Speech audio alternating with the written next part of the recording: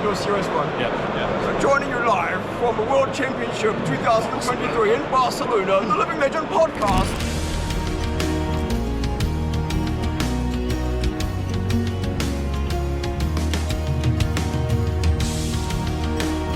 How's it going, everyone? Before we actually start the episode today, we have an announcement for our holiday live stream. We figured we wanted to let you know ahead of time because this will technically take the place of next week's episode.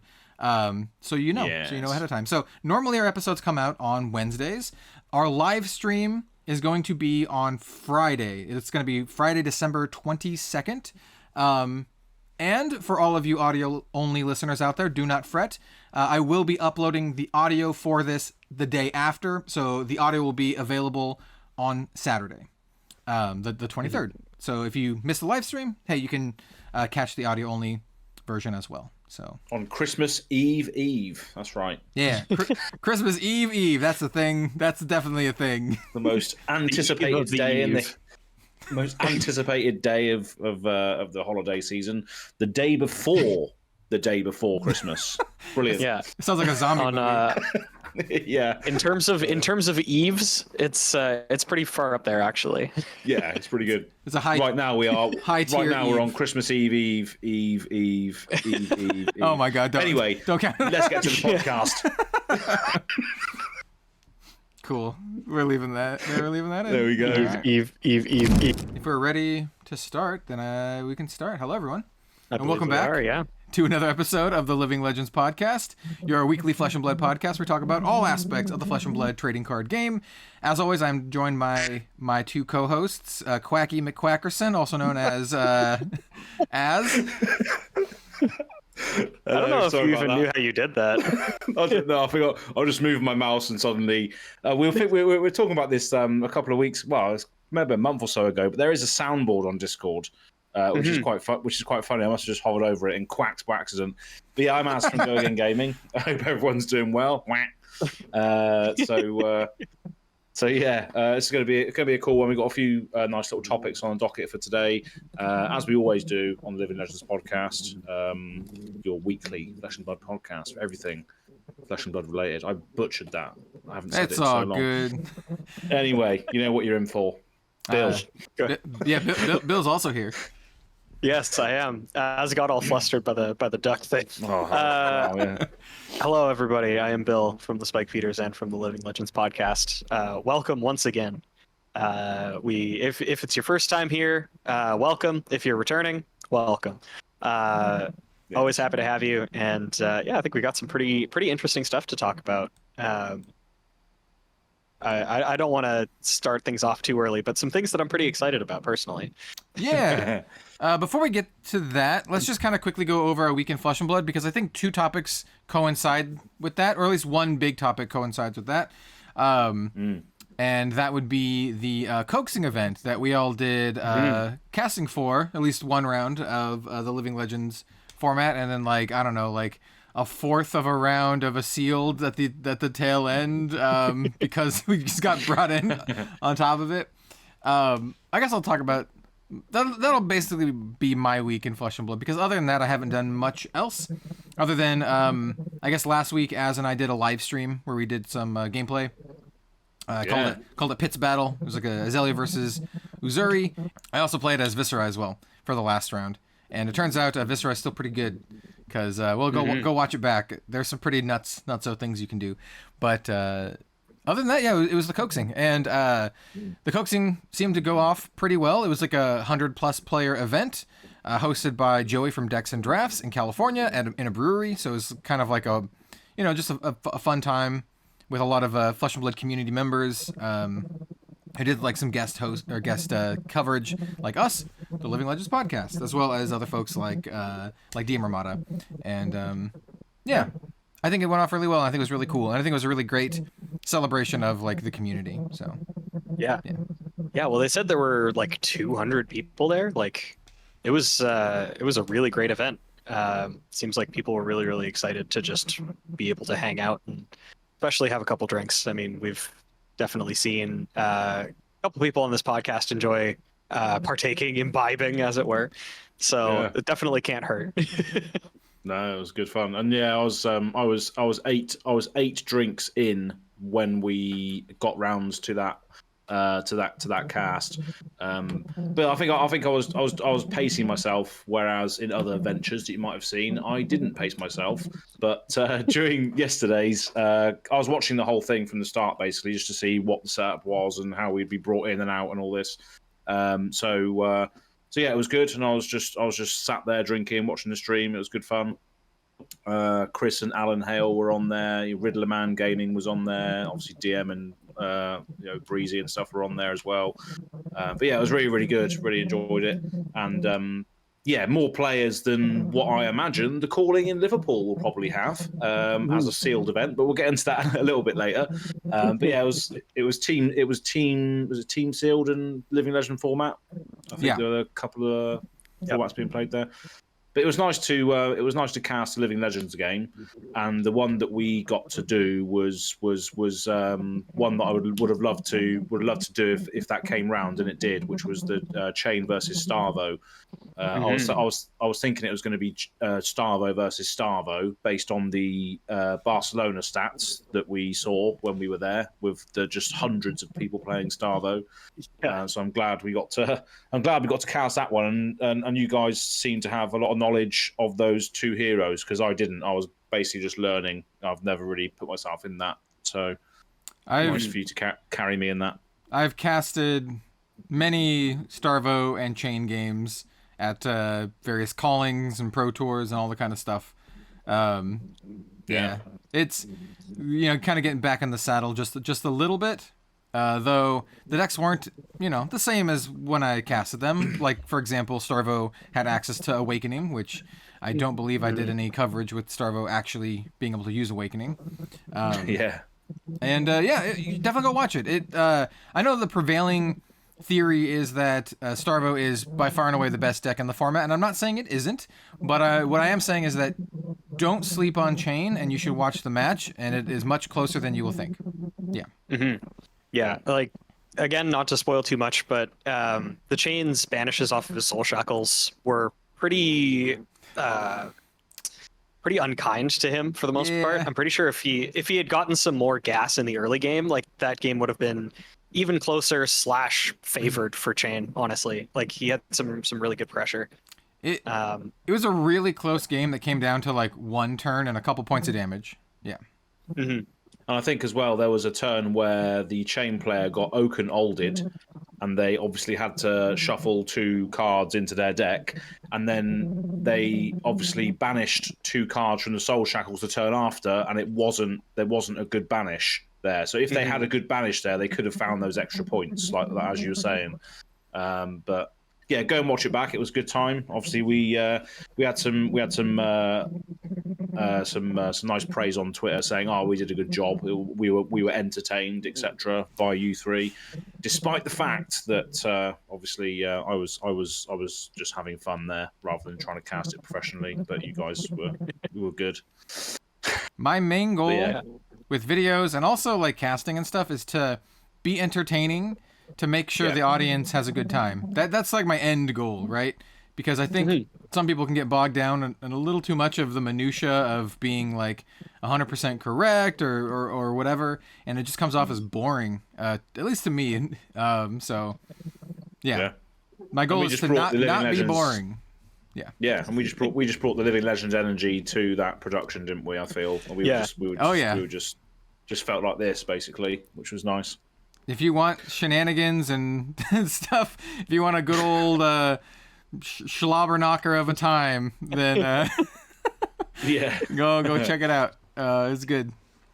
It's good time. That's on Decks and Drafts YouTube channel. We appear on there, and it's towards the end of the stream because we were the second to last people on, basically. Yeah. Mm-hmm. Obviously saving the best for second last. Yeah, absolutely. As that saying famously goes. Yeah, right? That's how it goes. I'm pretty sure. Yeah. First the worst, second the best, isn't it? Yeah. Second to last is the best. That's how it goes. That's right. Anyway. So that was the coaxing. How about your guys' weeks in good old FAB? Good old FAB. Yeah. Mine was the same. I didn't really, unfortunately, get up to much outside of doing the coaxing, but it was a really, really great time, and I'm glad that Joey reached out to let us know that it was a thing and that he invited us to be hosts, or at least part of the event. It was really cool. I've never done anything like that before, so Yeah. Yeah, it was a good time, and I'd be interested in doing that again. So Joey, if you're listening and you're interested in having us back on, I think we would do it again. Bill's getting the casting bug. Yeah, I've got. I mean, there's a first time for everything, and leads into the second time. So Yeah, Absolutely. I technically I'm a professional caster at this point, and I'm actually doing. I have 2 casting gigs lined up for next year.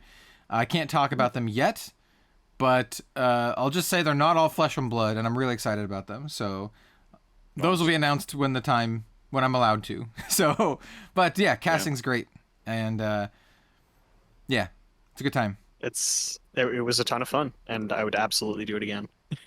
Well, it's good to know people that are listening to this now in the future. If you want to contract the Living Legends podcast, or even just Bill to do some casting, he did a great job. No problem. Yeah, it is great fun. I've done a load of it just casually because I got to restream a German event, and me and my German, but what German? He's going to kill me for that. Swiss friend Pascal. I'm gonna tell him. I'm gonna tell him you said that. Oh no, there he is. No, he's coming for me.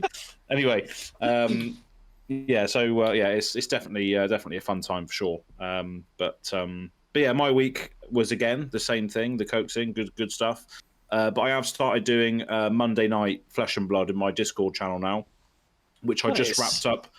Yeah, so I just wrapped up on the first sort of night, which is why this is a little bit later. So if we ever do it on a Monday, it needs to be a little bit later if possible, but we'll see.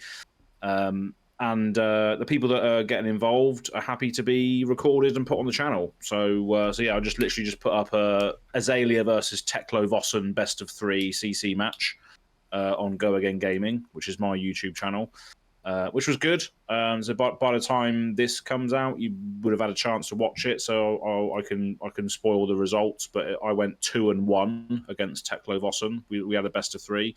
And they did assemble the Ultron in the game that I lost, which is just absolutely absurd. I don't want to ever experience that ever again.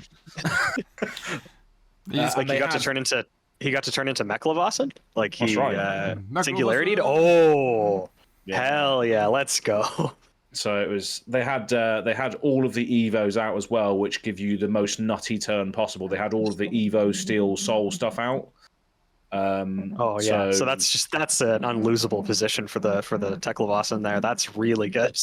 Yeah, if I remember rightly, I think you get 6 resources, 2 action points, a recursive thing, and 5 intellect. Yeah, so it's obscene. It's absolutely obscene. Yeah, so I couldn't do that. Yeah, but yeah, it's on Go Again Gaming now. So if you want to have nice little background noise or something while you're doing work or whatever, it's obviously a 2-hour ordeal because it's 3 CC games. But yeah, that should be a regular occurrence every Monday with whatever matches are being played in there. Not necessarily mine either; it could be somebody else's. But yeah, we'll see how that goes. But yeah, just like playing as much Azalea as possible, really. But apart from that, not much else. So yeah. All right, well, good stuff. With all that said, let's get into the first main topic today. We have basically 2 or 3 main topics today.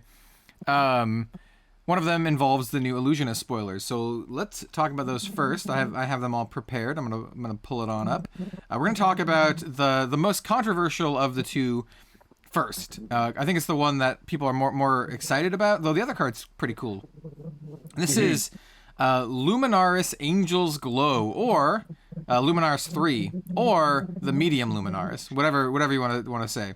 Numinaris, people have been calling it.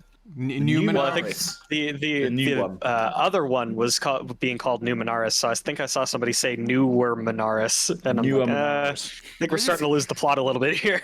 Yes. Luminaris is kind of funny to me, and that is the most reprinted weapon in the entire game. They just keep making new versions of it because the first version's like so busted, and then they overcorrected for the second version that was like not great. I guess the funniest part about this to me, Luminaris Angel's Glow, is that it is not usable with the that chess piece that Illusionist just got. So like, Yeah. you have to go back to Tunic or like I don't know, Vestige of Soul or whatever. So I don't know. It's just kind of funny. So they overcorrected this. Well, I don't know if they overcorrected again. So let me read out what it does. Right. I'll let you guys be the judge of it. So this is a light Illusionist weapon, Scepter, two-handed. It says if there is a yellow card in your pitch zone, so it's starting to sound like OG Luminaris already. The first attack action card with Herald in its name you play each turn, and your first angel attack each turn get go again. So this gives you basically go again on 2 attacks. It gives you go again specifically on the first herald you attack with, as well as the first angel you attack with, if you have a yellow card in your pitch zone. Notably, this does not give you go again on anything else, which includes auras or literally anything else. Yeah, and it's not just illusionist attacks either, because that was, at least for me, slightly relevant for the original Luminaris. It would just give go again to attacks that were also illusionist, but this one is only for heralds and only for angels, and as well, the original Luminaris did not give the angel attacks go again, so another sort of interesting piece for this one. Yeah, and I think I've seen a lot of like people talking about this just kind of in social media, and I find it very funny because some people think this card is, you know, super busted and the next coming of Prism, and other people just absolutely hate this, either because they think it's too good or because they don't think it's good enough. And I think it's just like, this is a really interesting card because it's caused so much discourse. And at the end of the day, I think it's like everything else is probably somewhere in between, right? It's probably like, probably just like, okay, like it's probably like fine. Yeah, a lot of the people that are naysaying and all this, you know, they're comparing it to the old one. First of all, like the fact that if there's a yellow card in your pitch zone, all of these things will get go again. You know, should there be go again stapled onto a weapon? You know, and all of this sort of stuff. This one's capped though. Like I think they learned their lesson and they capped it. So it's only the first herald. It's not even like 2 heralds. It's just 1 herald, and or an angel attack, right? So it's not you don't get 2 mixed. It's just like you get 1 herald attack, 1 angel attack with go again, and then also on top of that, doesn't affect auras, which is the reason why original Luminaris was like so disgusting to begin with. So, like I said, it's probably like somewhere in between. It's like definitely better than the other Luminaris that they made. Yes. Yeah, that one costing 2 resources per instance of go again is, like you say, a very large overcorrection. Yeah. Yeah, and I believe that one they were like intended on it being played with the legendary equipment that made it free, but yeah, no, no, I don't know if that was the correct path to go with that. And I think when we had Brian Gottlieb on the podcast to talk about Dusk Till Dawn, I think he did mention that they did regret.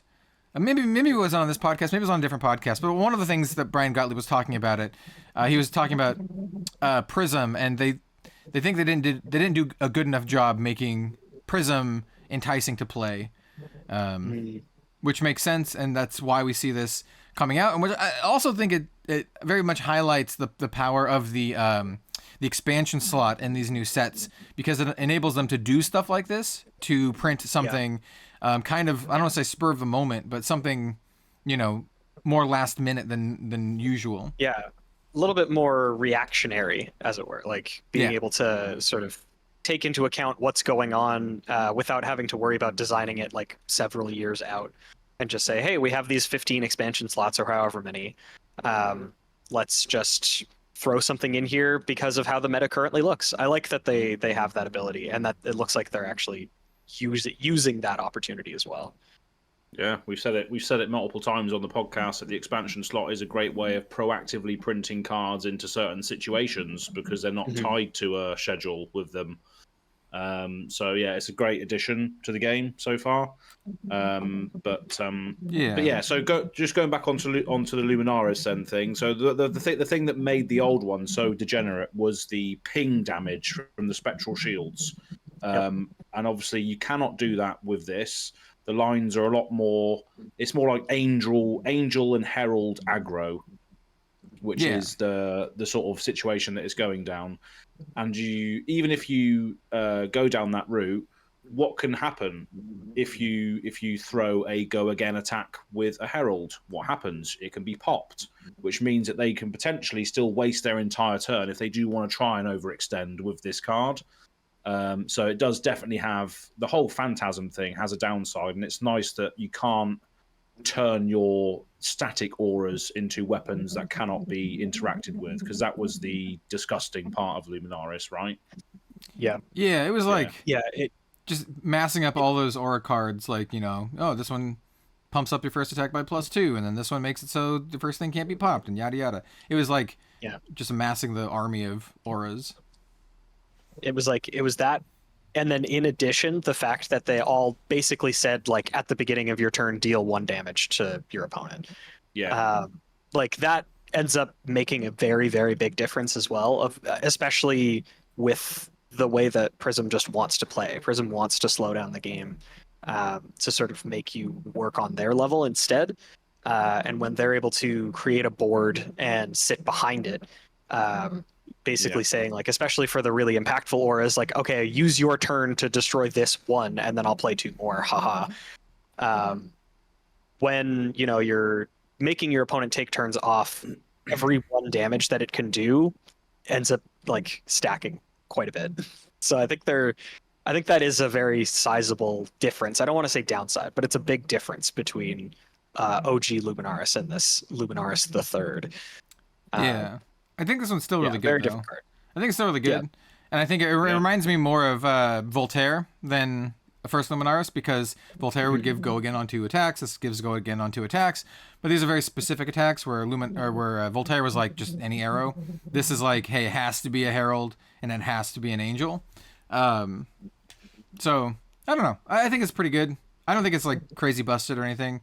I do think it definitely helps make New Prism like playable. Like, I don't know like how good, but I think it's a step in the right direction to make her like actually worth playing. So Yeah. Whether going back on whether you like that or not, I guess. Yeah. Going back on that Empyrean Rapture, which is the equipment, you can still use it, can't you? It just says if a card of Herald has been put into your hero's soul, the first hero ability, which would be Prism's Figment ability, will cost 2 less. So you can still use that in this sort of deck, right? Oh, I thought it. Oh, okay. I think you're right. I thought it reduced the cost of your weapon by 2, but I think it's you're right. It's the hero ability. You're thinking of Alluvian Constellus. The Sparkle Pajamas. Yeah. Wrong. Yeah, wrong thing. Stand corrected. Person type who already typed that in the comments. That's why I wanted to circle back round to it, because it's a great card and a lovely looking one as well. And it would be a massive shame if they printed a weapon which could not be used with that new card. So I just thought I'd circle back round on it. Because the Prism ability is pay 2. Can you read the 2 cards? Can you read the chess piece real quick? Yep, so if a card with Herald in its name has been put into your hero's soul during your turn, the first hero ability you activate costs 2 less. So you can just activate Prism's Figment ability for nothing. Gotcha. Basically. So it actually has no connection to the weapon at all. Okay. Yeah, so... but yeah, that's pretty much it. But yeah, I think it's cool. I think it's a nice way to push Prism in a direction where she wants to be more of an aggro-ish sort of style thing, but also developing a slight board state, but not relying and hiding behind it like she was before. And similar to how Dromai does it, just building up a huge board that you can't really deal with. Like we said last time about allies, is not what she looks like she's going to be doing here. It looks like it's going to be a mixture of things. Yeah. So that's Luminaris Angel's Glow. We do have another Illusionist card to talk about as well. This one is called Dissolve Reality. This one is just a generic Illusionist action. Cost of 0, block of 3. It has go again, and it says each hero puts all cards in their arsenal on the bottom of their deck and creates a Ponder token. I really like this card. I don't. This is one of the. Of course you don't. This card's super cool. I think it's like pretty good, and it's like one of the cards that makes me want to play Illusionist in like multiplayer. And I love this kind of thing. This is the same thing when I evaluated Warmongers for the first time. I was like, oh, I like this effect, especially because it applies to every player on the field, just like this. Oh, I didn't think about that. Yeah, each hero. Yeah, of course. Yeah, and so like, yeah, pretty cool. One thing to note that just says each hero puts all cards in their arsenal on the bottom of their deck and creates a ponder token. I think you still get that ponder token even if you didn't put a card from your arsenal on the bottom of your deck. Is that true, Bill? I think so, because if it was the other way, then I think it would say each hero who did, or each hero who put a card on the bottom of the deck this way creates. So you might just get the ponder token regardless. I would assume so. Yeah, because for that exact reason. So this just really hurts like setup decks, like people that have maybe not done something optimally the turn before because they want to sit on the arsenal, like an Azalea wants it because of opt, or Bravo wants to put something in there to then do even more bombastic things next turn. It just really hurts those big setup decks, which is not nice as an Azalea player to see your arsenal that you've just set up go away at the end of turn. You still gets replaced. I think I can't remember what the other cards are that do this. I think there's an Illusionist one which says you look at their hand and you put that on the top and then put on the bottom and they draw. There's there's Phantasmaclasm does that as an attack, and then there's also Lost in Thought. Yeah. So you're sort of interacting with what they've set up or what they've got, but then you're giving them something else, so they're not completely out of hand, basically. But yeah, this gets rid of it, and they don't get it back until the end of their next turn, so they don't actually even get to use that. So it's not very nice for those big setup decks which love the cards in the arsenal to begin their turn with, which is not very nice. I think it's really good. Yeah, I like the design space of this. I think that printing more cards that interact with zones that are previously more difficult to interact with is very good. There's a very good design space and a very good place for the game to go. Yeah, this is great. This is more cards like this help make cards like Command and Conquer less ubiquitous and less mandatory. So, yeah, I like it. This art is really nice as well. The art is Carlos Cruchaga. Oh, huge fan. I do want to point out in the art as well that there are 4 characters kind of like flying through the sky, and I can't help but think that that's 4 players playing UPF because it says it says each hero, so it's all 4 players in a UPF game. It's gotta be, isn't it? I like that. Brilliant. Yeah. So yeah, cool card. Yeah. And once again, it blocks for 3 for some reason, so it's pretty good. It's Hell yeah. It's a yellow card, 0 cost. This is good. This is a good card. Nice. Decent. I like that it's yellow and not red, so like Dromai doesn't get shenanigans out of it. Absolutely. I kind of wish it was blue, but I guess everyone blue. So blue is an interesting spot for Illusionist cards right now, by the way, just because yellow synergizes with Prism, red synergizes with Dromai, but blue is just resources and doesn't really have any like character synergies. And anyway, you'd get more resources out of it, but you wouldn't get the synergies. I like this being blue, but yellow's fine too. It can work with Prism, sure. Yeah. Okay. Well, those are the 2 cards. I think they're good. I think the expansion slot is shaping up to be pretty spicy actually this time around. I think almost all the cards we've seen so far, with maybe the exception of Reelin. There's Reelin. There's Judge Judy. We've seen the Coercive Tendency and the Graven Call. All looking like pretty spicy so far. So. Cool stuff. That's funny though, because after last week's podcast where we did mention the Reel-In, someone in my Discord has posted a list with Reel-In being used. which I think is funny. Yeah. Is it just mono traps plus reel in? Oh, their comment was, well, you want a UPF deck that's all traps? I feel like this is a solid base. And then they've posted the FABWary.net deck list. They might have done. Someone posted that in my Discord too. If it's Rogue Noob, it's the same person. Yeah, it's the same person. There we go then. Yeah, posting in both Discords. Lovely old job. Yeah, they're a frequent person in my Discord. They post a lot about like Ranger and Azalea stuff. And I also want to mention that during our game that we played, the stream, Ian sent me a message that was like, he was like, "Hey, I just listened to the podcast and this is what I would do." And it was like traps, Talishar, but he's also running like fire breathing. He said he'd run fire breathing too, and I was like, "Oh, that makes a lot of sense." So if you draw like a lot of blue traps off of the reel in, then you get the fire breathing equity.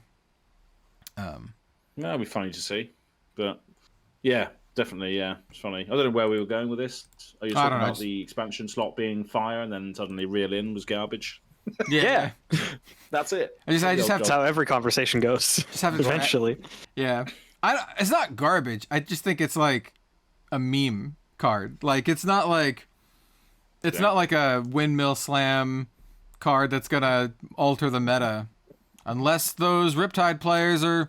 I don't know. Shout out to the Riptide guy. maybe they'll make. Shout out to Mink. Yeah. Every episode. To be fair, actually, funny enough, that this week in Fab, also, I actually sat down and watched a piece of content from Tommy Fresh earlier, because he posted a top 16 Riptide deck that he managed to get money with at the Realm Games event. So Tommy Fresh made top 16 with the Riptide deck, and he does literally just have a deck tech on as of today. So when you do the Fresh and Buds set review, would love to get his view on this.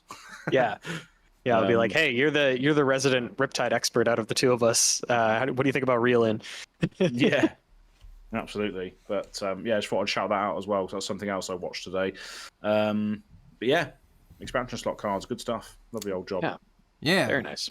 So we have two other topics kind of on the docket here, and I'll do the spicier one first, and then we'll talk about the other one last. I think the spicier one might be a longer discussion, so we'll start with this one. And that is it's a comment that I actually got a week or two ago on a video.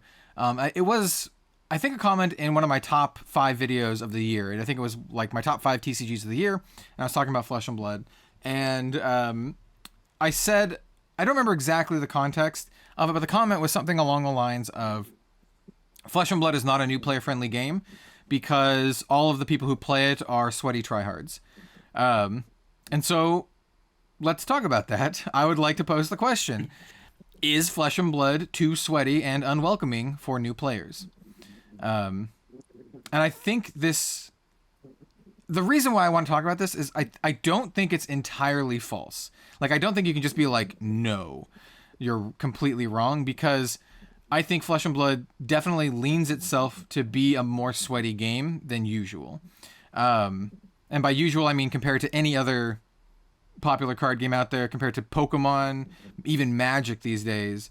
Maybe the only other game I can think of that's like almost ubiquitously sweaty is like maybe Yu-Gi-Oh! But honestly, I'm not really into the Yu-Gi-Oh! Scene right now, so I don't know if there's like a huge casual side to Yu-Gi-Oh! Yeah, so I think this is worth discussing. So what do you guys think? Is Flesh and Blood sweaty and unwelcoming to new players? I think I think I do side with you. I think that like the thing that is interesting about the game, at least from a local level, is the game itself is very competitive. Like at its core, Flesh and Blood is a competitive game. There's lots of reasons to want to optimize your play patterns and do research into like matchups and how to sideboard and stuff like that. Because it builds into something that I've been repeating for as long as I can remember. Knowledge of your deck is more impactful than having a good deck. Like, I think if you know your deck and your matchup more than your opponent does, you do have like a very distinct maybe not even advantage, but the percentage is more in your favor than theirs. So there is a real cost to not doing that and just rolling up with whatever deck you want, not doing the research into it. So the people who are willing to spend more time do get rewarded. So in that way, it is a little bit like it's less likely for somebody who's totally brand new to pick up a deck and actually have a chance at a local event. It's not zero, but it is less. So that's kind of where oh yeah, sorry, go ahead. I was just saying, like you're speaking about communities as well that already exist. So if you're trying to bring new players into communities that already exist, there's a good chance that those people have already been. They're already at the level of that they can be for their local areas. They might trash on the new player. You know, how do you combat that also? Because the people that are entrenched in Flesh and Blood in the game already, they want to play their hyper-optimized deck. That is then down to them as a person who's been playing it to then ambassador the game and try and lower their deck and lower their sort of their expectation of the new player. They have to then change themselves in order to bring the new player in, which is hard. Otherwise, they're just going to trash on the new player and they're just not going to want to play anymore. So that's also down to those people as well, which might not want to do that because they might want to take home the armory playmat or the cold foil, whatever it is, because the event's got a bloody prize tagged to it. So that's another thing as well. Yeah, I think one of the things that the commenter is also getting at is basically you kind of outlined a certain type of player in your comment as, and that's the kind of player who wants to play, that has already been playing for a while and that wants to hyper optimize their deck and win everything. And some people would call that a sweaty player. And do you think every Flesh and Blood player is that player, right? Because I think if every Flesh and Blood player is that player, or at least most of them are, then I think their comment does have a little bit of validity there. If everyone is a sweaty tryhard trying to dunk on all the scrubs, and when their local armory playmats or whatever, then that could be very unwelcoming to new players. And I think one of the things that makes Magic a little bit more approachable is the prevalence of Commander, right? Because Commander's like, can be super, super casual. It can also be very, very, very, very spiky. I use that word very intentionally with Bill here in the podcast. But hello. But yeah, it could be very casual, and the same is true of like Pokemon, right? Pokemon can be super, super casual and very like new player friendly. And I think this is something that Flesh and Blood recognizes, because they're really trying to make products to appeal more to a more, casual audience. Like we have the Round the Table product that just came out, and we've heard the rumblings of PvE. Don't really know much about it right now, but it feels like they understand this. But I can definitely understand where I can put myself in the commenter's shoes and understand where they're coming from, because I just imagine being a new player right now in Flesh and Blood, right?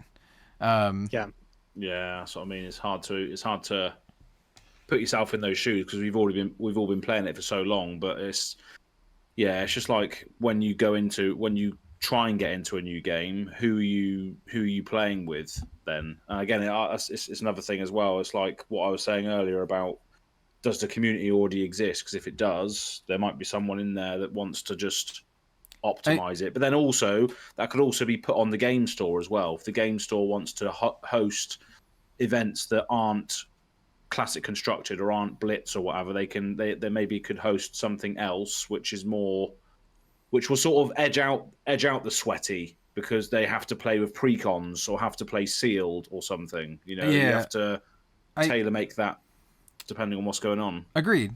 Yeah, I think one of the problems, maybe it's not a problem, but one of the observations that can be had here is that a majority of the events held just in general across stores and other larger events are very sweaty events, right? It is a game made for competitive-minded players, and it attracts those kind of players. And it doesn't have that more social or casual audience. Though, I mean, like, that's not to say that Commoner isn't popular in some areas, or like UPF isn't popular in some areas, but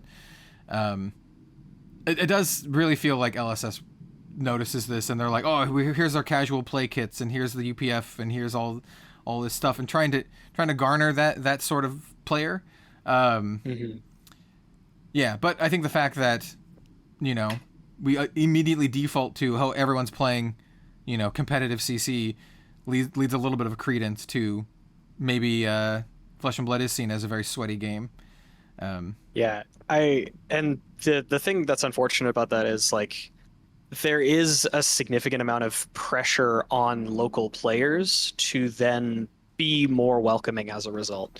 Yeah. Because the game, the way that people want to play it is generally going to be, like, to the average person, maybe not quite as welcoming inherently. So, like, something I will shout out our local scene here in Winnipeg. They are extremely welcoming. Everybody is really, really, like, very friendly. Everybody's really chill. And even when, you know, if you were, like, when I was a new player just coming into it as well, I think I went to my first event, I lost every single game and still had an amazing time. Like, people are they're just nice to talk to. They're just pleasant in general. So that does help out a lot. But on the flip side of that, there is also that sort of pressure. If you want the game to grow, the game, especially when you're doing local armories, it maybe doesn't lend itself on its own to do that. Like, there is an amount that you have to put in as the player.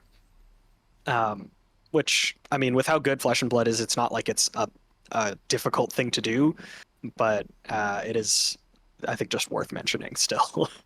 I think as well as that, in order for the game to grow, in order for the community to grow, and all that sort of stuff, I think people do need to improve at the game, and that also, you know, grows them as a player, grows them as their, you know, as how they interact with it. I think that also grows the game store and grows the community if people are improving with their skills at the game and all that sort of stuff. So I think that's also a good way of growing it. But again, eventually all those players will reach their peak performance, and then where do you go from there? Because then if new players come in, they're already all this level, and somebody else is down here. It's now up to them to come down a level, and then they all grow up. They all grow like this, and then someone else comes in. They also you have to keep doing this whole sort of zigzag thing. And some people might not want to do that, and therefore might also get drop-offs as a result of that. You know, it's a strange balance. Well, I mean, but yeah, agreed. But also, I think that applies mostly if it depends on the intent of the players, right? Because that kind of pattern is true if the player's intent is to get better and to be competitive, right? True, But not if they just want to have fun. Right? If they just want to show up and have fun, that's not their goal. Their goal is to have fun and not to be, you know, the best player at their local armory. And I think Flesh and Blood, I think, once again, they realize this, and they're trying to give other incentives to play the game rather than just dunking on everyone. And those are the reasons why that, you know, Pokemon and Magic have those casual, you know, the more casual feel, because people play the games for reasons other than just winning the tournaments, right? Like, people who play Commander don't play because they want to win their local Commander tournament or whatever. They just play to have fun. And I think that general mindset is one that is less prevalent in Flesh and Blood, and one that I swear the LSS really wants people to have. Like, they want people to play their game for fun, not just to win events. If you look at Commander as an example, for instance, right, you got 4 players. That's already lots of variance. So if you've got three level 8 decks and then one level 6 deck, the level 6 deck can still hang basically with the other ones, because there's so much variance in the fact that there's 4 players playing. But even in a game like Commander, there'll be other players around the table can be like, oh, it's okay, yeah, I'll play with my Thrun the Last Troll deck in this game instead, just to level it out. And the fact that Magic has so many cards, maybe Flesh and Blood's just not at that stage yet where you can play with a weird deck to bring the power level down for a weird event or something. I don't know. I it's think it's in a weird space. I think part of it's that, and part of it is also like there's just not enough people in Flesh and Blood who are playing just to have fun. I think that's just like a straight fact.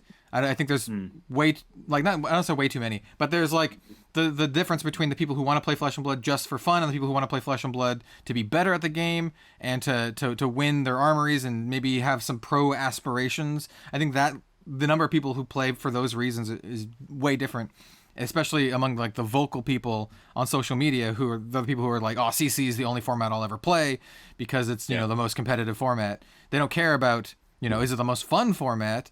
They just care about like, oh, this is the most competitive one and I want to play to win. And I'm not saying that's wrong, but I'm saying that's just how it is right now. And yeah, I'm not actually sure what LSS could do to alleviate this. I mean, it looks like they're already doing things to do this. There's the social events. There's the UPF and the commoner stuff. I mean, honestly, I think one of the things they could do, and I don't know if they'll ever do this, is to make more new player friendly starter decks. And that like I think the current starter decks, like History Pack 1 and Outsiders, are really, really good for teaching people how to play the game. But I'll be super brutal here. In terms of card equity, they suck. It's just bulk cards from there's no Majestics. It's just, and rares are literally bulk cards anyway. So it's just like, they're just straight up bulk decks. They're great, well-constructed decks that will teach you how to play the game and give you a good flavor. But they're like a 1 out of 10 in terms of like competitive viableness. And as I've been playing more and more games recently, other games, Flesh and Blood, at least compared to the other two main games that I play, Shadowverse and Grand Archive, Flesh and Blood has like the least powered decks out of all of them, but Flesh and Blood is also the most competitive game. So I find that very interesting that it's like the most competitive game, but also has the least powered starter decks. Whereas a game like Shadowverse Evolve literally has competitive staples in full play sets in every starter deck that you will be playing for like the next 6 sets. And we know that because we know the Japanese meta is like 6 sets ahead or whatever. And the same is true for like Grand Archive. They put in like competitive viable staples and super rares in their starter decks. Whereas Flesh and Blood's like pretty stingy about that. And like that's true. Like my suggestion, by the way, like for playing Shadowverse, my suggestion is to buy a starter deck and then go from there. And that is not my suggestion for Flesh and Blood. My suggestion for Flesh and Blood is buy the Blitz decks to learn to play, but out of that you gotta build your deck from scratch, man. That's another thing, isn't it? There's no, as a new player, how do you even, I guess everyone's journey is different of how they discover the game and stuff, but I just don't think there's any entry level thing like that, really, is there? You can't just get a starter deck and upgrade it. You have to play it somehow and then jump in the deep end and buy all your singles. Yeah, I mean, from wherever. The closest thing they had to that, and this is a good step in the right direction, was with the Round the Table product, which did include Majestics and full play sets. Not like super crazy Majestics. We got like Coaxing, Commotion and stuff. But I was going to say like the most competitive deck from that product is Ira, who is Living Legend, so you can't do that anyway. So the one that you feasibly could, you can't. You actually can't do it. So yeah, I mean, like I think LSS making like mid-level CC pre-constructed decks would be a good step in the right direction to make it a little bit more consumer and new player friendly. Yeah. Honestly, one of the things that I really like in that regard from Yu-Gi-Oh! Is, and actually for quite a long time, Yu-Gi-Oh! Has had their structure decks, is what they're called. And if I remember correctly, they're like a singleton deck of cards. And what a lot of people will do, because they are this well designed, you can just go buy 3 of them, because it's 1 of each card. Buy 3 of them so that you have the play sets of the cards that you need, and then mash them together in whatever quantity you need, and you have a deck that you could actually take to a local tournament and win. Yeah. I do genuinely think that is good design of like an intro player product. It's like you spend, I think they're like maybe $15 a piece. So you spend like less than $50 and you have a deck that you wouldn't be ashamed to sit down across from somebody at a local event with. Yeah. Like, will it be as consistent as their deck? Probably not. But you also only spent $45. It's a really great way to kick things off, and I think Flesh and Blood could benefit from that in some capacity. Just having something where maybe you don't have to buy 3 of them. That's a little bit of a weird thing for Yu-Gi-Oh! But Yeah. I think there's something that can be done that is similar, though. Like you're saying, like even a lot of competitive Majestics aren't even that much money themselves. Yeah, there's like the outliers, but you know.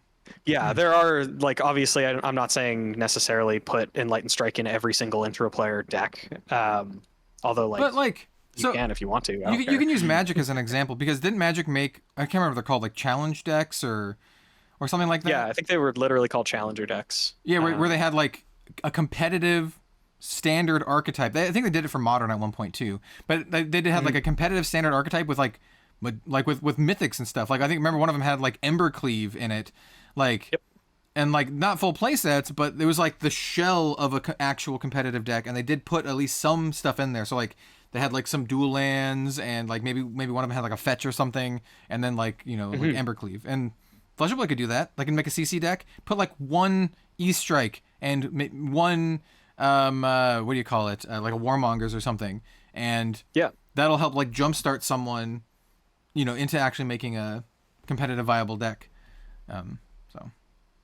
So they don't have to like literally like agree. Google, you know. And then this is another problem. It's not really a problem, but what Bill said earlier at the start of this discussion is 100% true. Flesh and Blood rewards people who are like specialists in their deck and in their class.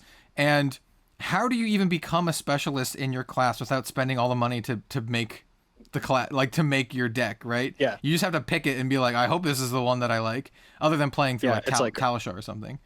Yeah, it's like, oh, I want to check out Azalea to see if I actually like the deck, but I can't afford a Skullbone Crosswrap right now, so I'll just play the deck without it. And when you do that, it's an entirely different deck. You're not actually getting the experience. Or like you're playing Ninja without Mask of Momentum. You're playing anything without Command and Conquers. Like, it's not a one-to-one experience about what the deck is to play. So it's yeah, and like you're saying, you kind of just have to go all in and see if you like it, and hopefully you do. Luckily, I mean, luckily that journey for most players starts with the hero that they want to play anyway. So I guess that's a good thing about Flesh and Blood, is that normally you're all in on your favorite character from the off most of the time, because you're coming into the game because it's hero centric, because you like the lady dressed in leather that likes to dominate her opponents. You know exactly where you want to put your money straight away. I wonder if it's one of those like old video game console wars situation where you're like so into your thing, but that's only because you can't afford to buy the other thing, right? So it's like, I am like a PlayStation player, screw Xbox, and that's only because I can't buy an Xbox. I can't afford to buy another console. I cannot afford an Xbox, but I got a PlayStation for Christmas. Yeah, exactly. So it's like, I wonder if it's that kind of situation where you're like, you know, I love Runeblade because I can't afford to buy another deck to try it out. Stockholm syndrome. Yeah. I don't know. It's a complicated thing, and I'm sure this is a discussion that LSS has internally a lot, because I mean, I think that's one of the biggest barriers for them for like actual like big growth, because I think they've solidified their competitiveness in the market. Oh, for right? sure. Like, people know like, Absolutely. Flesh and Blood is a competitive game, but I think their biggest challenge is attracting and retaining new players. I'd be interested to know the data, because I've heard that they're like getting a lot of new players, but I would like to know like the new player retention rates like 3, 4, 5 months out. Like, if those people are still playing the game, you know. Yeah, like their armory data, like whether they're how often they turn up to armories and all that sort of stuff, I guess. Yeah. Definitely. So, yeah. So what was the question again? I just want to make sure we've. Is Flesh and Blood too sweaty and unwelcoming for new players? Okay, I don't feel like it's unwelcoming to new players. It's just a high learning curve, I imagine. Is probably the best way to put it. I think that, and I think I think Flesh and Blood does have a pretty high barrier to entry, and I'm not saying that just purely in terms of monetary value, but I'm also saying that in terms of everything we've talked about, in terms of just kind of like not just learning the game, but becoming like proficient in the character and the class that you're playing. If that is a barrier, like that's a time barrier, right? Then there's also like the barrier of doing the research to figure out which one you want to play. There's the barrier of building your deck from scratch, or like finding a net deck that you want to do and then buying all the singles. Like all this stuff, it is definitely like a barrier. Like the new player journey is like what you play with the Ira Welcome deck. Maybe if your LGS has it, then you play with like a Blitz starter deck or something like that, and then you're like do tons of research, or I guess ask your friends if they play what hero would be the best for them, and then you do more research. YouTube videos. Yeah. Or watch YouTube videos of going to Living Legends podcast and all this. Yeah. But then you like do more research, and then try to buy all the singles, and then like there's a lot of steps, right? And it's not just like I build my challenger deck and then buy like, you know, the 12 mythics I need to make it competitive kind of deal. But It's I guess also that's a pro to it, because you know you're all in on the hero then, because again, like I said earlier, you're already got a vibe as to what hero you want to build anyway. So I guess if you're attracted to a character in multiple ways, you can sort of commit yourself to that character in a way that you wouldn't be necessarily be able to do in other games, because you're all in on the clash, you're all in on the character or the aesthetic, and therefore you're more happy to do the research. I think Flesh and Blood has that sort of high learning curve. A lot of people that get into it are happy to do that most of the time. But I think from the sweaty sort of, you know, is it too sweaty or unwelcoming for new players? That is down to you know, what sort of environment they go into from the off, whether the community is established already, whether it's just a bunch of new players. How does the game store tackle that? There's a lot of questions in there. But it's a hard one to answer. I don't think it's like unwelcoming at the personal level, right? I think generally speaking, the Flesh and Blood community tends to be pretty good. Obviously, it's going to vary from region to region, and you know, maybe your locals sucks and everyone's like a douche or whatever. But in my experience, most of the time, there's a lot of great people in the community. And I know a lot of Flesh and Blood players who just give cards for free as well. But I do think there is a bit of a journey into building a deck that actually works. And you kind of have to do that now because there's not that contingent of players who are just playing for fun. Like, maybe when UPF becomes a little bit more popular, there will be. But currently there isn't.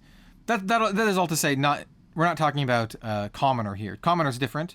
If you're in an area where Commoner is very popular, that's awesome, because Commoner is like one of the best ways to kind of like play like competitively without having to shill out like $300. So yeah, Commoner is always a good path, but you need the community for it. So yeah. But yeah, when I do think about other card games and the path to building a competitive deck, Flesh and Blood it requires a lot more from you, for sure. Because like, once again, I'll bring up Shadowverse again. Shadowverse, currently we are we're in the third set, and my suggestion would be like, pick the craft you like. Say you like Dragon Craft, buy the Dragon Craft starter, and then just pick up the singles you need. You're good. And then the next time a set comes out, buy the Dragon Craft singles you need, and you're good. And it's like pretty cost effective, and it's pretty easy to do. And yeah. I think it's also about the goals of the person going in as well as a new player. What do you want to experience from it? Because that's also another thing as well, that you know, finding the people that you want to play with and the people that have the similar sort of goals and aspirations as you will also affect your journey as well. I think that's also down to the game store to identify who's in it and for what reasons, and therefore put on events that cater to the people that are in their community.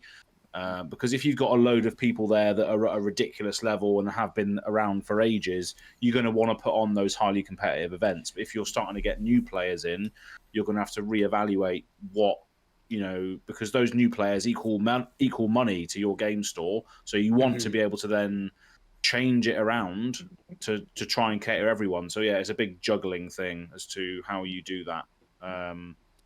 Because there isn't really a casual. Well, I've got UPF obviously, but people want to come into this game probably for the 1v1 aspect. I don't know, but you know, it's a hard one to digest. Yeah. So for me personally, I have not experienced people being. I've experienced people being sort of more competitive. I wouldn't necessarily mean that say that always means sweaty. Sweaty does have its own very specific implication of like also unpleasant. But yeah, like there are plenty of people, like I say, even locally, that are very competitive and very competitive minded, but that doesn't mean that they're also unpleasant people. They're quite lovely people actually, but that, you know, that could just be because I'm lucky, because my local players are just of a certain stock, you know. But yeah, like my answer to this is, personally, I don't think that the game is, but that's because I have my own specific view, my own specific set of experiences. So could be different, but I don't think it is. I think it does, just like as said, it has a learning curve. It has a very steep learning curve that can maybe turn some players off. Yeah. Yep. Again, it's a very widespread question as well. But also another thing with regards to players that are already good, like you were saying, Bill, people that have experience already. Normally, and luckily, we spoke about this on a previous podcast, this game, because of its nuances and strategy, does attract, most of the time, highly intelligent and rather pleasant people. And therefore, if you are trying to get into a game that has a community or something, or has people that are playing this, normally those people are the first ones to teach you how to get better at the game, because they take pride in that, because they've done it themselves. They've gone through the journey. So luckily, a lot of us are happy to teach or improve you as a player. And I've experienced that myself with people that are pro players in the scene, happy to speak to me and happy to do these things. A lot of the pro players you might think are sweaty are just nice people in general, that are happy to play games with you and have fun as well at the same time, because most of the time that's all that we want to do with this game, is just have fun. Just a lot of people are just a lot better at it than anybody else. But yeah, normally those good players or those pro players are happy to teach you and make you improve also. So it shouldn't be unwelcoming, I don't think. I haven't had any bad experiences personally either. So that's not to say they don't exist. There are some that do exist, unfortunately. I mean, I've definitely run across some toxic pro players before, but generally speaking, it seems to be pretty good. But I mean, that's kind of the nature of a game that up until recently exclusively markets itself as like the competitive game. So you're gonna yeah, exactly. You're gonna bring in those kind of people. Yes. So yeah. Yeah.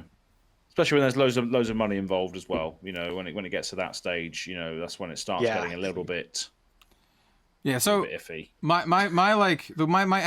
full concise thoughts on this is, I do think Flesh and Blood attracts a more competitive and maybe not sweaty, maybe I'll say try hard style of player, and I think it actually can be a little bit daunting for a new player to get into the game, especially if your goals aren't to become a pro grinder. If your goals are just to be, I want to play this game for fun, I think you might have a little bit of an uphill battle. And I think LSS I think they recognize this, and I think it's something they're working towards. But currently speaking, as we stand right now, unless you can find a UPF group and just jam UPF or like Commodore, I think you do have a little bit of an uphill battle if you don't have the pro aspirations and don't want to put in the time to become like a, master at the class that you've chosen. If you're just like, I want to play Bravo and play this game like once a month, it's gonna be rough, I think. Yeah, that's exactly that. I think it also this game caters to people that do want to improve, I guess, to a certain degree and win and because I only play Azalea. That's it. That's all I do at the moment, at least. We'll see. I've been looking at some other decks just for fun, really, which is what we're all doing. You've heard it here first. He's out of the cult. He's out of the cult. He's banding it. Jim's kicking him out. Get out of here. He's get out of here. He keeps giving me all these garbage advice on Azalea cards. But I don't know where I was going with that. But yeah, I think it rewards people that do want to improve their game, because it is very skill intensive, as we all know. The cards all do different things. You can block with it, you can attack with it, you can use it as resources. But ultimately, if you're trying to get into this game, just listen to Living Legends podcast. That's it, really. That's all the fun you'll ever need. Yeah, hell yeah. Hey, I think we're legitimately like the biggest non-competitive focused podcast. So I think so. Yep. Yeah. It might be one of the biggest podcasts just in general. I think there's like Arsenal Pass, but I think the numbers are probably pretty close. I don't know what their Spotify numbers are, but yeah.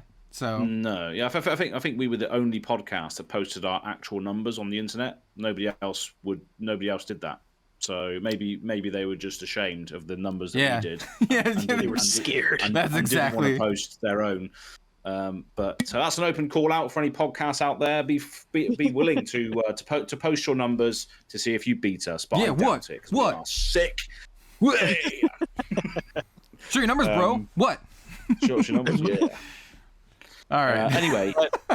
But to flip that around as well, we wouldn't be where we are without all of you lovely listeners and watchers at home. So thank you very much for all of your support. Just take another take an opportunity to call you guys out, because our community is also awesome. So yeah, we're calling you out. You're all great. We're calling you out, community. You're lovely. Yeah. No, seriously though. Yeah, and so yeah, those are basically my thoughts. I think Flesh and Blood it's an interesting thing, because they've definitely like done what they set out to do, but I think they're like at this juncture where they're like, oh crap, maybe we need to like appeal to more people, like a wider variety of people, because like it's a pretty commonly known that in any card game, the percentage of people who are like there for the competitive scene is super small compared to the actual number of potential players. Like for Magic, for example, I think it's one of the biggest cases for that. So yeah, the Magic, Pokemon, like any of these like big games, the actual competitive scene is like super small. Magic's even smaller than it used to be. I would say. I think Magic had a much better competitive scene before, and now it's like Commander. Commander just killed it though, didn't it?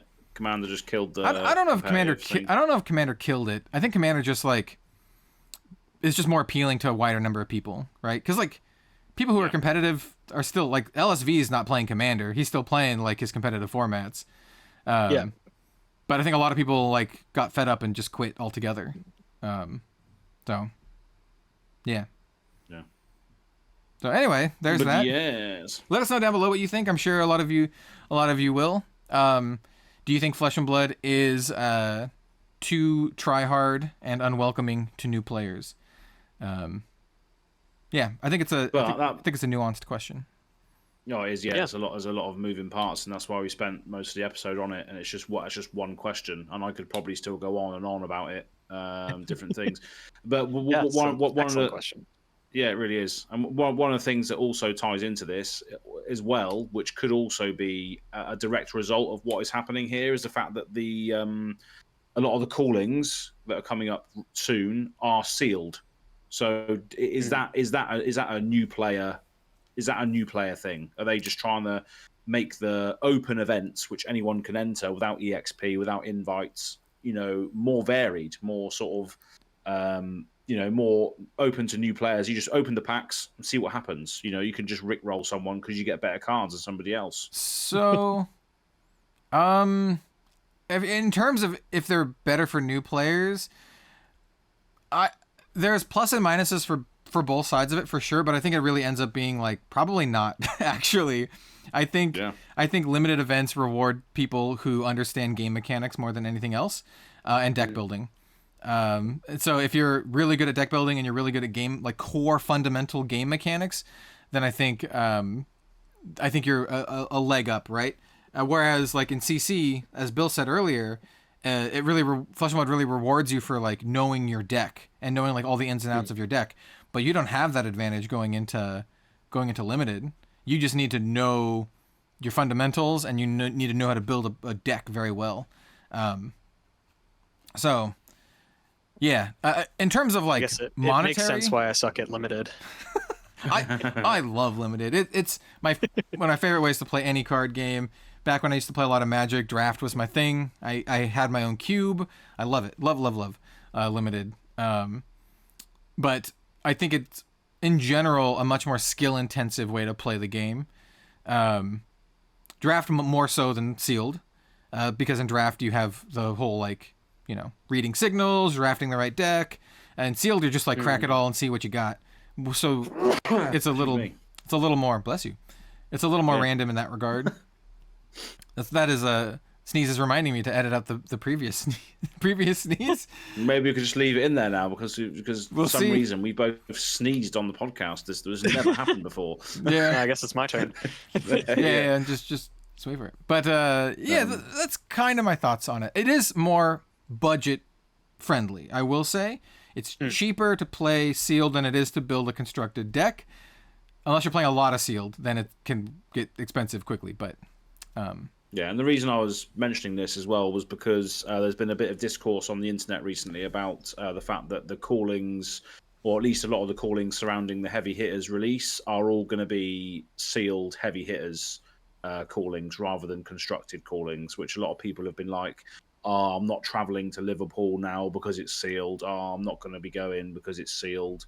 You know, a lot of people are in their sort of constructed box as such. They don't want to play. They don't want to play sealed. Like I said earlier, there's a large contingent of Flesh and Blood players who literally only play classic constructed, and like that's it. They're like, this is the pinnacle of the game. I don't want to play anything else. I think that's just reflected in that. I think it's cool. I think having limited events is cool.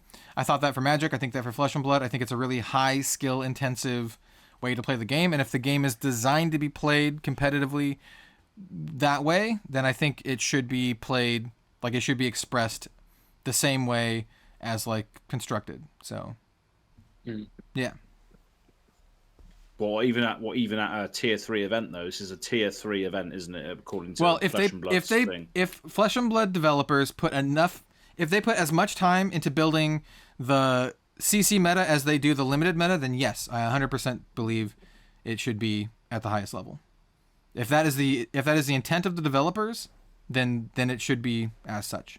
If it is an afterthought, then no. But like if they're literally making the game with this in mind, yeah, of course. Yeah. I also think as well that Heavy Hitters is going to be in the same sort of vein as Outsiders, and I think Outsiders Sealed and Outsiders Limited was very good because of the dual class shore up. They shored up a lot of the issues because of that.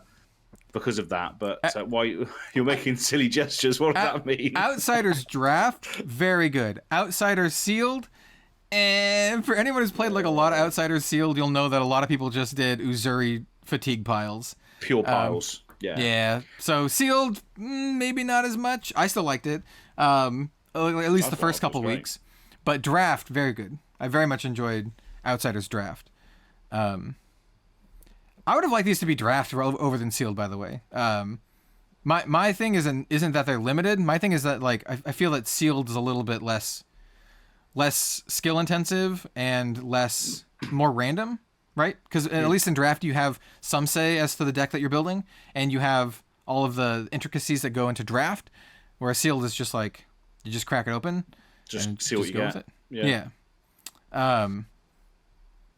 Yeah. And like it seems like Flesh and Blood, LSS really has the intent to make Limited a core part of the game, because we do see it at Worlds. And so if it's a format that's going to be played literally at the World Finals, a world championship, then yeah, it would make sense to have other high level events for that. What I don't understand is, though, there's a lot of people on the internet that are obviously good at Flesh and Blood, but yet they don't want to play at a calling because it's not constructed. They don't. Is that because they feel that it's out of their hands to play in sealed? It's like, as you say, it's not like draft where you can actually select the cards that are being passed around to you. You just open up your packs and there we are. That's your deck. Are you actually at the mercy of the packs in sealed that much, where your experience of the game does not help you? No, I think your experience still helps you a lot. Flesh and Blood is a very skill intensive game. Like no matter as we've been saying, yeah, no matter how you shake it out. But I think it is much more random for sure than draft. Yeah, the discourse among a lot of the pro players on Twitter and stuff, I think, is interesting because I think there's a little bit of back and forth because there are a lot of people who are very negative about it, but there are also other people who are like really positive about it as well. Like a positive example was I think Yuki Lee Bender was like for it. Yep. So I don't know. I think it's like all up to personal taste. And I do think that it does make sense to have more limited like tier 3 like calling level events if the intent is to make it a core part of like the pro player journey into Worlds. If they're having Worlds, like they're having limited at Worlds, it would make sense to have limited at other high level events too, right? Not just like all CC and then at Worlds are like, here you go, here's a couple rounds sealed, so it doesn't feel as random. Yeah. But like I said, I personally speaking, I prefer draft over sealed. I don't know why sealed. I'd be very curious to hear why sealed and not draft. But yeah. Well, we're still yet to see the whole heavy hitters set, and the funny thing is as well is with the people that are going to be playing in these callings, if there's any, we'll see, but we'll see what the numbers are on that. Are not going to see they're not going to see this. Well, I guess we probably would see a little bit of it because of the heavy hitters Queenstown thing, because that's the first thing, isn't it? That's going to happen. But then the callings after that, no. So in Queenstown, people will be opening it, but not necessarily putting it on the internet. Well, they probably would put it on the internet, wouldn't they? The world will probably see it after Queenstown, surely, even though it hasn't been spoiled yet. People will be taking pictures and all this. Oh, it'll be fully. It'll be even spoiled. It'll be fully spoiled once Queenstown hits for sure. That's what happened with Tales of Aria. That's what happened with Uprising. Because I was at both of the world premiere events for that. And in fact, it's actually interesting. Heavy Hitters will be the first world premiere event that I'm not going to. But the other ones, we didn't know like Corsham. I don't think we knew Blood of Drakai. But once those events hit, everyone was like, "Yo!" Maybe we knew Blood of Drakai before, but I definitely know that Corsham moment was a big deal. No one knew what it was, and it was a new card type, and it was like super hype. It was very cool. Yeah, I think they're trying to recreate that moment as well, where nobody knows what the cards are. They're trying to put loads of sealed events all over the place, like around the release day, where nobody doesn't know what the cards are. But then I guess that they're only doing that in one place this year, aren't they? And that's going to Queenstown thing. So after that happens, everybody's going to know what the cards are. So I guess it's not the same. Because the Uprising was 3 across the world, wasn't it? Madrid, Vegas, and something else. It was in Australia. I don't remember. I don't know if it was in Sydney or something, or Melbourne. I think it was Sydney. I don't remember. But yeah. But yeah, any thoughts on sealed calling, Bill? I'm not really a limited player personally, No. so it would, if I was going to play in a calling, if I was the type of player that would go to a high level event like that, it probably would change my mind. But that's not a new thing to Flesh and Blood or even card games in general. Like whenever there's been a limited format like draft or sealed or anything, I am just not. That's not the way that I choose to interact with the game. Not to say that it's like incorrect for me to interact with it this way or for people to not interact with it the way that I do. lot of qualifiers to this, but yeah, like I would have changed my mind to play in it, but that's less for Flesh and Blood as like in terms of just Flesh and Blood, and it's more in terms of I just don't like limited as a gameplay style. Yeah, so maybe that's what it is on the internet. Then a lot of the people that we know on the internet and people that are making content and pro players and all of this that are in the scene at the moment, that maybe they're just the ones with the loudest voices that are expressing the concerns because they're the ones that are playing CC or constructed formats. Yeah. Whereas the people that enjoy sealed maybe not be on the internet, not having those voices or channels or whatever that aren't necessarily in the limelight. I feel like anytime any competitive event has anything other than CC, there's going to have a certain amount of people complain. Because like people complained when there was Blitz, now they're complaining that there's like limited. I think they're just like, I want only CC only ever. And LSS might feel differently about that. Yeah, I mean, it's just the argument as to that is the core format to which the game was designed and that sort of stuff, I guess, wasn't it? Well, then again, I want to say that I do believe limited also was a core format that the game was designed. When the game was literally first pitched to me for Welcome to Wraith, limited was like one of the big selling points. It's like plastered all over the Welcome to Wraith box. It's like that's true. It's like it's a 4 or 6 player draft pod, I think is what it says, or 8-player draft pod, just in a single box. 8-player draft pod. Yeah, like it says it right on the box. So like, that is as core of a design as CC. But once again, I'm saying like, why not draft? Why sealed? I don't know, but yeah. Well, if you've planned to go to any callings and you might be changing your mind as a result of the fact that it's now sealed, etc., leave a comment section below. Let us know your thoughts on it because it is an interesting topic. I would prefer to play a constructed format because, again, I like a certain hero character. That's the reason I got into this game. Yeah. And I think that's a lot of people's journeys are similar, where they like characters or heroes or deck styles.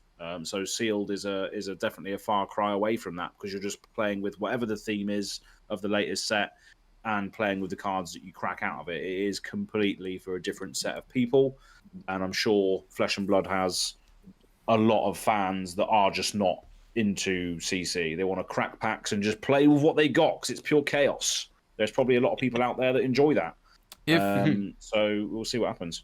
If I was a pro player with aspirations to compete in the World Championship, which I'm not, I would find high-level limited events to be very useful because it would help prepare you to compete in the World Championship at a high-level limited event. So that's where I feel on this. Like if the point of these events, like if the point of the calling and stuff is to prepare yourself for World Champs, then having formats that are at World Champs be at these events makes a lot of sense to me. So, yeah. I think callings as well are more like, again, they're open invitation events, more of a celebration of the games to a certain degree. There's a lot of side events that still go on at callings. There's still a lot of, hoo-ha around callings, whereas things like Battle Hardens, for instance, are more focused. There isn't many side events at Battle Hardens. It's just the main thing going on most of the time, and that is normally constructed. But that's the great thing about, all of these events and all these sort of different named events that they have, like Battle Hardens and callings and stuff. There's still a load of other events you can go to. If the calling in Liverpool is not for you now that it's sealed, go and do something else instead. Go and do a Battle Hardened in Poland or something. It doesn't you can fly to Poland cheaper than you can get a train in England. It's ridiculous. Just go and do that instead. That'd be much more fun. That's exactly why I'm not going to the calling Liverpool. I'd rather fly to the United States and play over there. Well, actually, no, that's not really a comparison because that's a much more expensive journey. Anyway, maybe they view sealed as a more casual thing, and that's why they're doing it at the calling instead of the pro tour. Like, I don't know. Like, yeah, that's once again why I bring up the question: why is it not draft? But maybe that's why it's not draft. But maybe. hey ho. Yeah. But yeah. Well, there's that. There's all that. There is all that. There's all that. Shout out rambles. Shout out to my the very few limited players out there who are like me and actually enjoy limited. Yo, I see you. Yo. Nah, limited's fun. It is fun. Yeah. I'll be honest, like the only Flesh and Blood events that I make a chance to or make the time to go to are like pre-releases, which are limited. Yeah, pre-release is great. Yeah. I feel like I'm one of the only Flesh and Blood content creators that has like no professional aspirations at all. Like not zero. Like I don't care. Like at all. Yeah.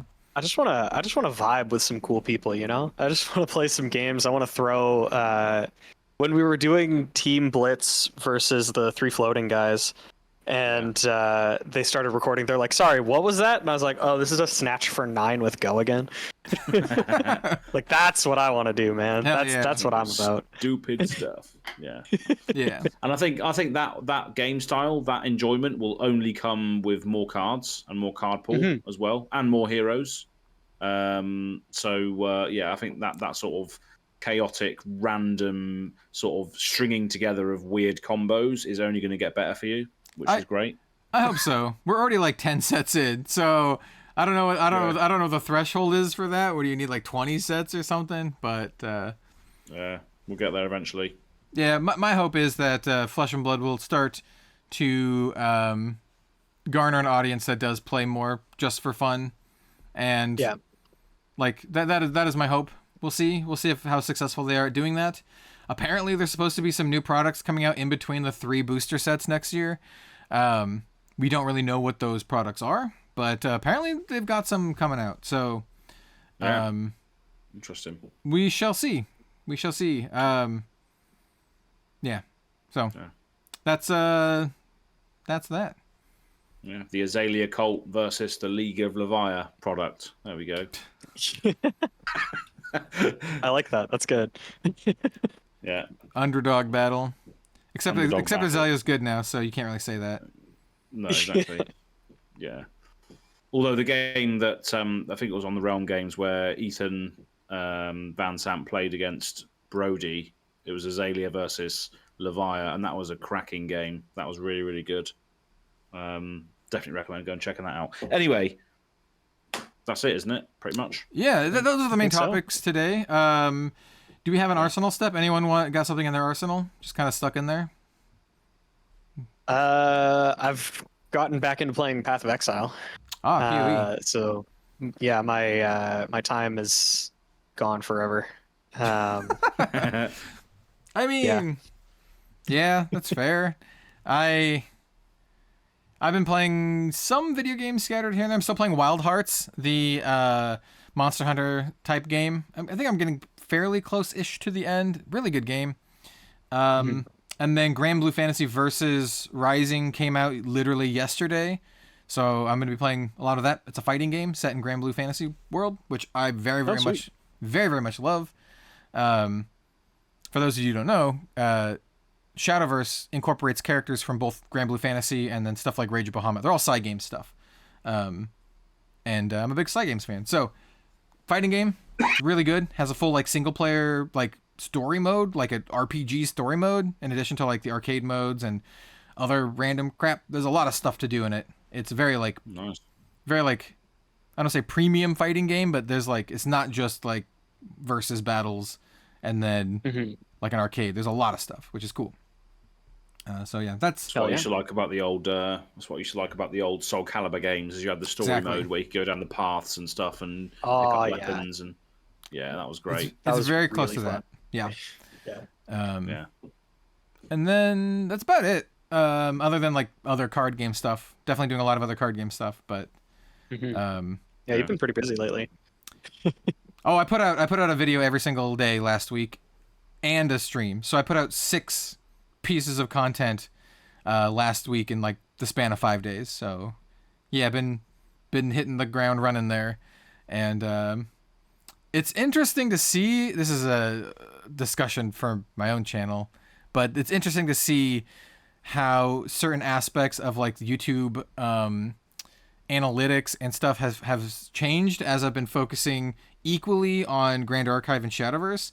So, yeah, because like before it was very clear. It's like recommended creators, yada yada yada, and now it's like shifted a little bit. So it's like still recommended creators. It's always like TOLARIAN Community College, Alpha Investments, DM Armada, Arsenal Pass. Maybe Arsenal Pass is not on there anymore. But there's like some other Flesh and Blood stuff.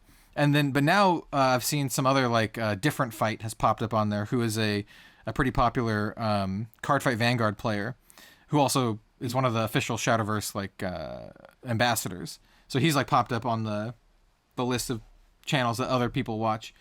So it's been interesting to see how things have shifted a little bit. And yeah, the TLDR with that is... YouTube knows. Well, YouTube yeah. knows. The TLDR with that is that I've been doing it for the last couple of weeks, but I officially announced it last week in an update that going forward I'll be covering every single week. I'll be doing at least one video for Flesh and Blood, Grand Archive, and Shadowverse. Probably more than one for Flesh and Blood, but yeah, that's my little TLDR for that. If you want to know more about that, there's a whole like 20-minute video going over all my plans, all my thoughts and plans. But Oh yeah, that's the we need to talk video, hey? yeah, I figured just calling it that instead of like Winter 2023 channel update is a little bit more clickable, because it's true. Oh yeah, we do need to talk, and I clicked it. It was about important stuff with the channel, because like, yeah. Nice. I will say also, I've noticed a really weird thing among specifically Flesh and Blood players in my audience. I'm not gonna say all Flesh and Blood players, because definitely there are fellow weebs in the Flesh and Blood player community. Shout out to Pheno Black. But I've noticed that like there's a very like strong anime hate among like certain Flesh and Blood players. I'll get a comment that's just like, oh, I hate anime, you weebs, or something, and then it'll get like a bunch of likes. Or like, and the channel update video I did, someone was like, I play Flesh and Blood because it's not anime, and it got like a bunch of likes. And I'm like, what's with this weird random anime hate? Like, I saw that comment, and I'm pretty sure I thought that it was a reference to, we had a video one time that was like, is Flesh and Blood anime? Oh no, I said Flesh and Blood's anime now because of the dash. Yeah. So I thought that it was a reference to that. I don't know. No, I commented on it, and I was just like, well, I'm glad you found something you like. And they were like, they're like, no hate on anime, but that's all I see at my LGS. And I'm like, yeah, that's fair, I guess. Interesting. It's the opposite for me. There's no anime game support here in Portland. I mean, at least in the stores that I go, it's all Magic, 40K, and Flesh and Blood. Like, it's just all like Western stuff. But I do know it's all regional based. Certain communities have like much more anime focused. Like there are some communities that like literally is all just like Cardfight Vanguard, Weiss Schwartz, and like Yu-Gi-Oh! And like that's it. There's like no other things. So anyway, it's just a funny thing that I've noticed. It just popped up occasionally. That some Flesh and Blood players are like very offended by anime. They're like, well, unlucky. Prism Awakener of Souls in there now, so unlucky. That's anime. Yep. Yeah, tough. And Dash.io, unlucky. That's anime as well. So It's you have to find a different Dash.io. game. Sorry, you have to find a different game. Get it's out of me, here. Dash.io. It's a me, But it was me, Dio. Yeah, exactly. See, only weebs will get that reference. Yeah. But yeah, I do think it's kind of funny, especially since like some of the other like pro players that I know are like also big weebs, though they don't talk about it a lot. So yeah, they're all degenerates. Like I know one very prolific Flesh and Blood pro player who's like really into Fate, and if Fate is like the as weeby as it can get, to be honest. So fantastic. Anyway, that's that. Unless you guys have anything else to say, we could probably wrap up this episode. I think we're pretty much done. The only sort of Arsenal thing I would say is that I discovered a new band recently, which I'd never heard of before, and they're called North Lane. and I've been playing one of their recent songs on repeat. So I just think it's everything I like about music. It's amazing vocals. It's also metal, and it's got like synths in it as well, which make it really euphoric and atmospheric. So yeah, that song's been on repeat. It's called Dante by Northlane. So if you've heard of that, if you're listening this far, let us know if you've heard it. But it's very, very good, right up my street. So yeah, just like discovering a lot of Facebook stuff at the moment. My Facebook feed comes up with a lot of band advertisements, like a YouTube video or a clip of the band's new song or whatever. And I think the algorithm of Facebook has now got me in there discovering new bands, which is great because I'm a massive music fan, been in loads of bands in the past, and sort of rediscovering new bands now is nice. So yeah, that's sort of my Arsenal step. Just a bit more discovering some new tunes, which is always nice, rather than listening to bloody hyper Eskimo Callboy on repeat or Electric Callboy on repeat. the same Barcelona playlist like all day every day. Yeah. We got the moves. Got the moves. Everything by Beartooth. Ugh. Literally, yeah, that's right. I have Beartooth. I have my own travel playlist that's like 3 or 4 hours long that I like to play when traveling. So you gotta have your travel vibes. You gotta have your vibes. That's right, exactly. And hopefully all of our vibes will mesh in the Flesh and Blood next year. Definitely on one hellscape playlist. Yeah, I'll keep all my depressing like indie rock and goth stuff out of it. So we'll just do the metal stuff. Oh, that's all good. Once you've had drinks and you're sort of mellowing out, then you can have a sort of crying about it. That's no, good, I don't find it sad though. I find it comforting because I'm a weird goth kid at heart. So it's just like it's like, oh, this is soothing chill to me. Yeah. I find it kind of funny, but I also find it kind of sad. Yeah. The dreams in which I'm dying are the best I've ever had. Wow. Brilliant. Oh, I knew immediately. Oh my god. But pure lyrics. Yeah. Anyway, that's it. Thank you all for joining us for another episode of the Living Legends podcast. We appreciate you listening to us and being here. And we'll do a little round the table of shilling, and we'll get a little wrappy up. So let's start with Bill today. Hi, shout out your stuff, Bill. Yeah. Well, hello everybody. My name is Bill from the Spike Feeders. You can find me on Twitter or on any social media at BillTSF. You can also find me on YouTube at the Spike Feeders FAB. We do live edited gameplay content, and just recently, after talking about it for what feels like forever, we came out with our UPF in-person game, and I don't want to toot my own horn or anything, but I think it turned out very well. So if that's something that interests you and you didn't see that go up, it is on the main Spike Feeders account, so it is just on the Spike Feeders, which is normally just a Magic the Gathering channel, but if that's something that interests you, you should definitely go check it out and shoot us some love, because that one was a sponsored video from Legend Story Studios. They sent over the product and actually sponsored everything about the video. So be sure to show us some love if you liked it, because then there might be more coming down the pipeline if so.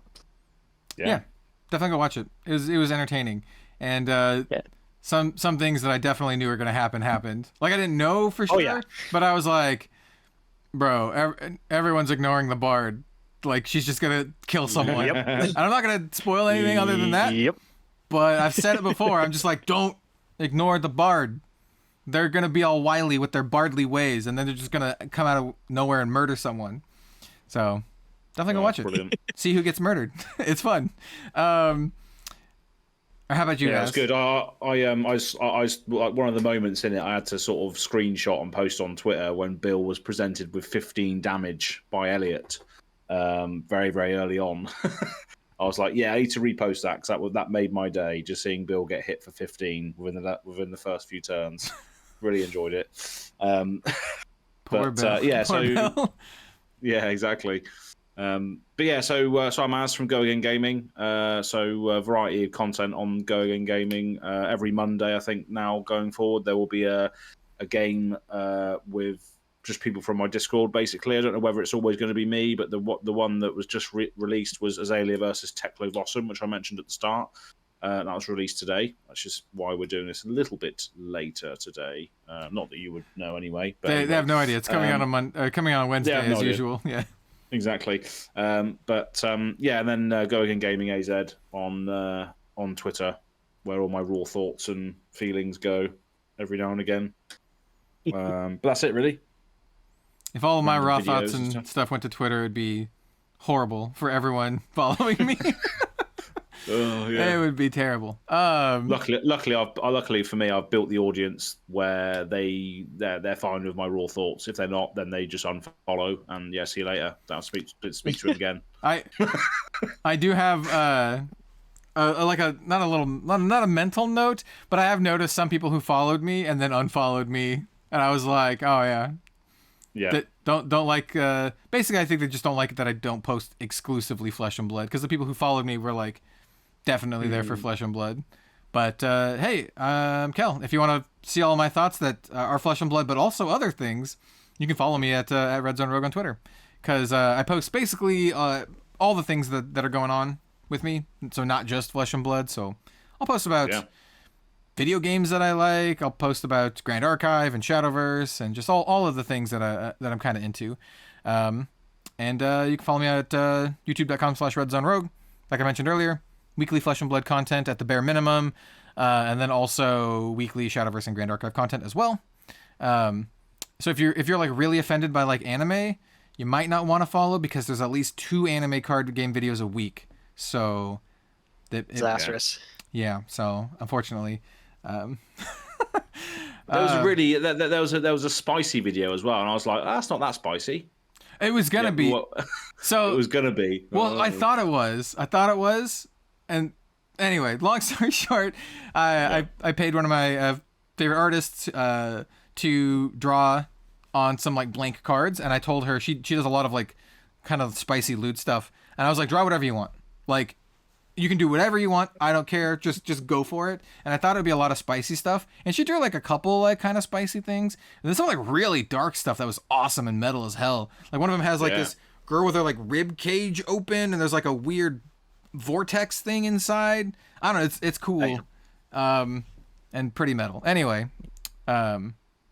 Yeah. So I derailed that there. I post a lot of stuff over on my channel. But like I said, if you're into Flesh and Blood, at least one Flesh and Blood video a week, sometimes more than that, depending on the amount of news that we have. And then also like streams. I'll probably be streaming more too. That's something I want to do. So yeah. So then. Sweet. That's that. Thank you all, dear listeners, for listening to this episode of the Living Legends podcast. We'll be back next week at the same time to talk more about Flesh and Blood. And we hope to see you there. Yeah, absolutely. See you later, everyone. Everybody. Ciao, ciao. Ciao, ciao. Ciao, ciao. That's like It's a dog, isn't it? It's two dogs. That is a type of dog. That's two. Oh no, it's one dog. Ciao, ciao. Yeah.